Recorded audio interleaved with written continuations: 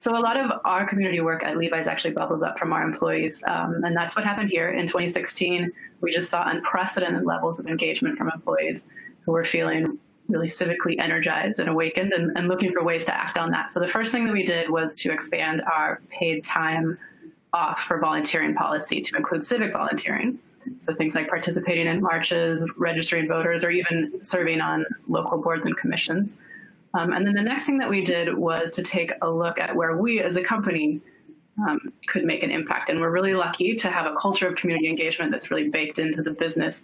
We were super excited earlier this year when our company historian dug up the fact that all the way back in 1864, during another challenging election year in the middle of the Civil War, our founder, Levi Strauss, closed up the business on election day so that all of his employees could vote.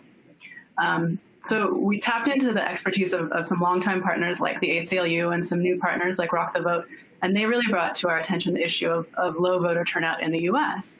The U.S. actually has one of the lowest rates of voter turnout in developed countries, and one of the top reasons that people give for not voting is that they don't have enough time or their schedules don't allow it. So we saw an opportunity there, and in 2018 we worked with Patagonia and a number of other like-minded companies to launch the Time to Vote Coalition, which is a pretty straightforward, non-prescriptive goal, which is simply committing to make sure that your employees have the time that they need to cast their ballot, whatever that looks like for your company. So for us, that includes paid time off and flexible scheduling on election day, but it really runs the gamut.